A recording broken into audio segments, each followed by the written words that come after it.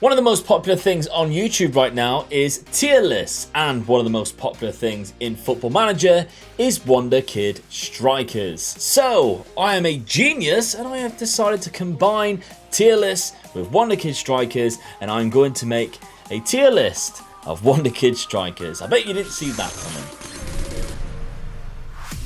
Now, as you can see, I have 20 different faces down the bottom, and don't worry if you don't know who they are. I will tell you who they are step by step. There's no way of putting a name by them or anything. So if you do skip to the end trying to be a naughty boy and you think, oh, I don't know who the S tier is, then that's your problem. You're going to have to watch the whole video to find out. So let's start off. In this corner here, we have Matías Arezzo. Now, Matías Arezzo was one of the first Wonderkids in the game that really got discovered on FM21. He was around last year. He was nowhere near as good as what he is this year. Now, I think Matías Arezzo would sit around the B section. The reason for that is he can be amazing. However, his pace slightly lets him down. Some of his mentals when he is at his maximum slightly let him down, but he can be deadly. And I've used him this year. He was great and I made a huge profit. One of the reasons why I almost put him in the A tier was because his price is like £1.7 million.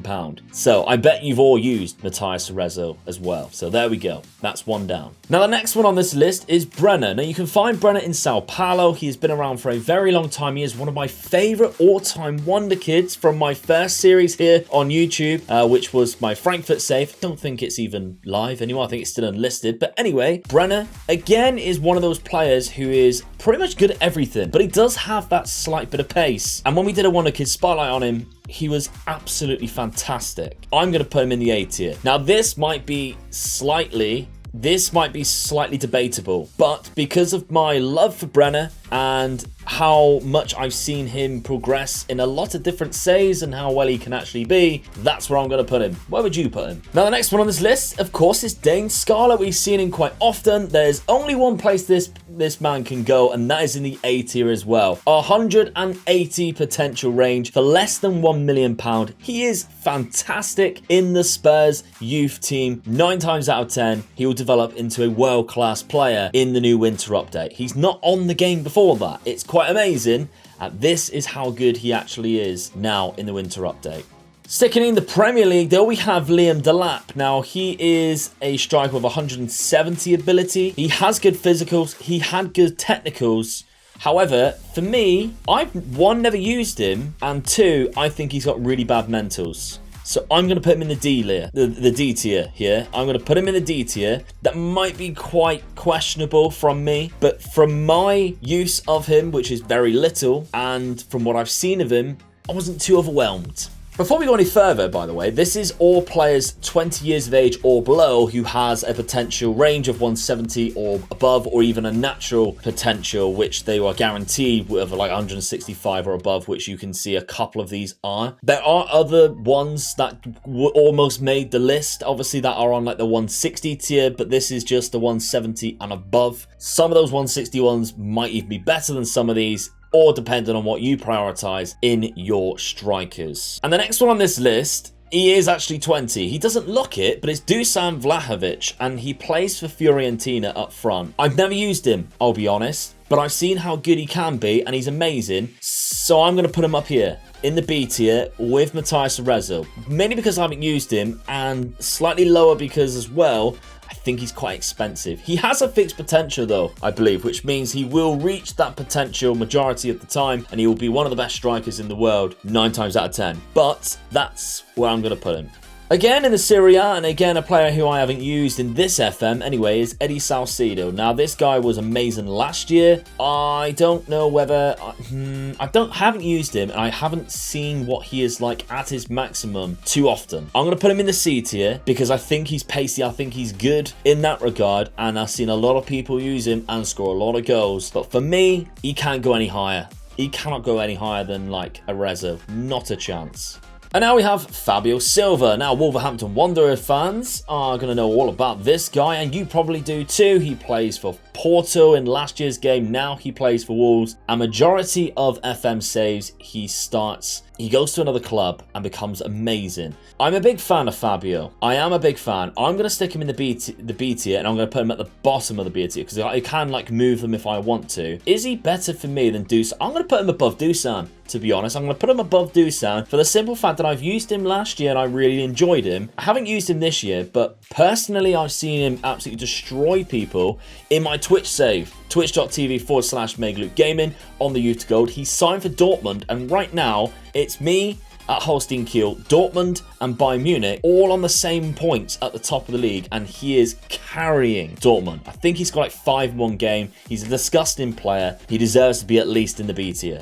Next up though, we have Wilfried Gnonto, and you all know my opinions on him. I've spoke about him so many times on so many of the top 10 lists. He is a speed demon when he's set to his maximum. He has 20 pace and 20 acceleration. He's phenomenal, even though he doesn't have as high potential as some of these players on this list, only at 170. I have to put him in the A tier, and in fact, I'm going to put him above Dane Scarlett. Yep, they will let me do that. Will I put him above Brenner?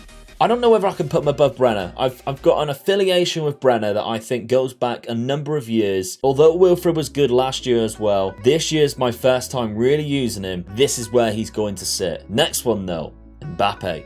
But before we take a look at Mbappe, viewers, have I just called Haaland Mbappe twice?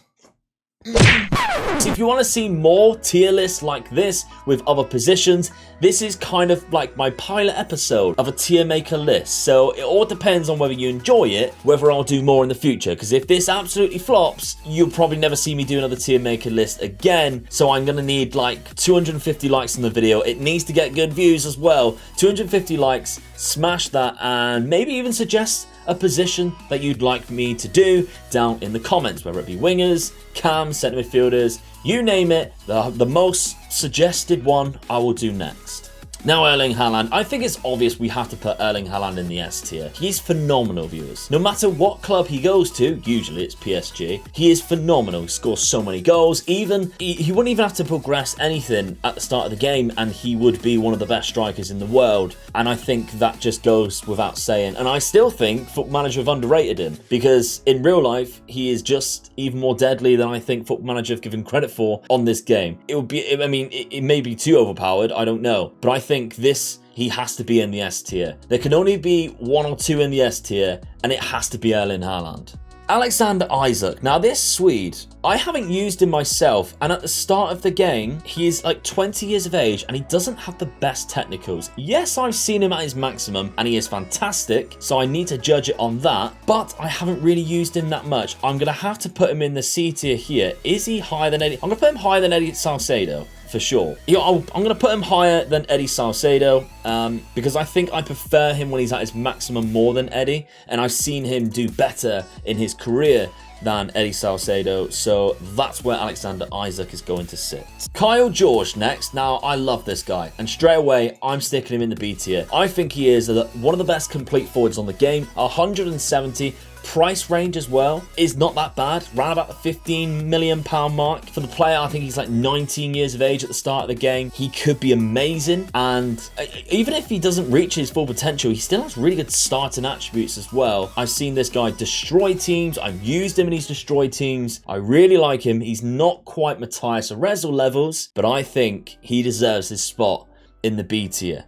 Now, this next one's a tricky one, Karim Adeyemi, because although this guy has 180 potential range, there are some attributes that I really think he lacks drastically in the technical department as well. Mentals, physicals, he's got them. But I cannot get over how bad sometimes his technicals are. Even though I say the finishing attribute is not the most important one, I still just don't agree with it. He needs something better than what he has. So I'm going to put him in the C tier for now. Maybe I'll change my mind. I doubt it though. Now, the next guy on the list is Leighton Stewart from Liverpool, and I don't know about this guy. When we did the Wonderkids Spotlight, he scored a lot of goals, and I was fairly impressed, but I think he has a different style of play that what I think really suits Football Manager. For me, I'm putting him down here with Liam Delap. I'm going to put him higher than Liam Delap though, because I've used him and I think he's slightly better than Liam Delap, mentally especially, and I think mentals and physicals are more important than technicals this year, but that is where, that's his peak, I think, just in that D section. Still higher than where a lot of players are, but that's where he sits. We've got a lot of Brazilians on this tier list today, and another one here, we have Lazaro. In fact, the next two are from Brazil. Lazaro was amazing last year. He's just as good this year. I'm only classing these players who play in a load of different positions as a striker. If their media description is a striker, maybe they play natural on 2 different positions. If their media description is a striker, that's what I've classified them as. That's the situation with these 2 players, because Lazaro can play as a natural inside forward on the right hand side, but mainly he is predominantly a striker. Playing for Flamengo, you can pick him up for fairly cheap at the start of the game. He can be absolutely fantastic. I see him sitting around about here. I think he's slightly better than Karim Adeyemi, although Karim potentially I think has a better potential. Potentially has a better potential. That makes no sense, Luke, but he does. I think attribute distribution is better in Lazaro's case than it is in Karim Adeyemi's case. So let's leave him there. Right, we have 6 left. We now have Marcos Alonso. Now, Marcos Alonso broke the record for the most Ballon d'Ors in a row on one of our videos. The record breaker, Marcos Alonso. So I have to put him high. Just for that alone, I'm going to stick him very high in the B tier here. I mean, can we put him above a that would be great if I could put him here, please. Please, can I let... I'm going to put him above Matías Rezo, because I personally think what he can do when he is set to his maximum is slightly better than Matías's maximum. Attribute distribution again, and I mean the proof was in the pudding. He won like what, 13 or 14 Ballon d'Ors in a row. I can't ignore that. That was amazing. So there we go. Marcus Leonardo. Really, I think I'm being harsh on you, to be honest. I'm changing. You're sitting up here. You're going above Dane Scarlett as well. Not quite as good as Wilfred Gnonto. That 20 pace and acceleration scares me. You're sitting right up here in that A tier. What would you have done in that situation? Now this smiling man is Mason Greenwood. Of course, you probably recognise him. He is a Manchester United player who's my favourite team. And to be honest, I can see him sitting around here. I think he's slightly better than Fabio Silva. I think he's slightly better than Kyle George. On the game though, is he better than Matías Rezo? I think he is. I'm going to stick him right here at the top of the B tier. I don't think he's quite good enough for the A tier. He has a fixed potential, which actually puts him slightly better, in my opinion, above the likes of Arezzo, who has potential ranges, because that means they might not ever reach that potential range. Whereas Mason Greenwood has a fixed potential. He's going to reach that majority of the time as long as he's given game time. A majority of the saves that I see, he is doing really well in whatever save it is, no matter whether he's moved clubs or he stayed at Manchester United. So I think this is probably his best place to sit. Now, another Englishman who might not actually ever play for England, because we are terrible at recruiting young English talent, is Jamal Musiala. Now, he plays for Bayern Munich. He's actually started a few games. We've done a Wonderkid spot on him, and he was fantastic in that, to be honest. I don't know where I would put him higher, though. I'm thinking around here. I'm thinking maybe above Karim Adeyemi. That's probably where I think he sits in his peak. He does have 180 potential range, and when he is at 180, he is fantastic, to be fair. I think I might be slightly too harsh on him, and maybe he's better than Lazaro. I think him and Lazaro should change, and he's slowly working his way up, because now I'm also thinking he probably is better than Alexander Isak. I'm going to keep him there for the time being. Maybe I'll change my opinion at the end of this. Now, third last is Sebastiano Esposito. He starts off at Spal, I believe, on loan from Inter Milan, and he is a physical monster. When we did a Wonderkid spot on him, his physicals, every single one was over 17, I think. He has got to go in the A tier for me. I think he's absolutely fantastic. I love the guy because I used him last year, and he won the Champions League for Strasbourg for me, and I think he's just amazing. Really talented player. This is where he needs to be. In this A tier, I think this is his limit. I don't think he's higher than Dane Scarlett. Next, we have the African Wisdom Ubani. Now, this guy, I've put him on the list. He's the only one I don't think who is in the 170 potential range. He's in the 160, but the reason why I put him in, because he is so cheap. Like 58k cheap. He isn't...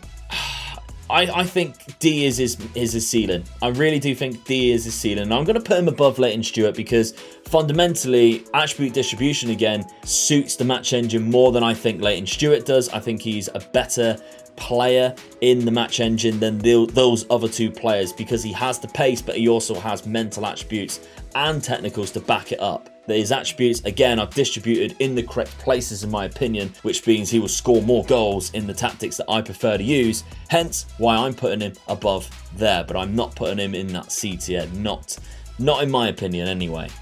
But finally, we have Youssoufa Moukoko, and he, of course, sits alongside his... no, he sits above his Dortmund compatriot, because Youssoufa Moukoko is the best ever Football Manager Wonderkid of all time. Easily. There is no other Wonderkid that Football Manager has produced which is better than Youssoufa Moukoko, and I stand by that statement. In any year, any game, he is the man. He is the best player I've ever seen on Football Manager that they have put into the game. He's better than when Messi set to his maximum. He was better than when Ronaldo was set to the maximum. I think Youssoufa Moukoko is just that good. But what is your opinion? Let me know down in the comments. Remember, if you want to see more of this in different positions, let me know what position, and of course, smash that like button. 250, and I would definitely consider it as long as the views are there. There's no point me doing it if it's just not going to be watched by anybody. So I hope you enjoyed this anyway. I've enjoyed making it. What's your opinions? I will see you very soon in the future for another video. Thank you very much. Bye-bye.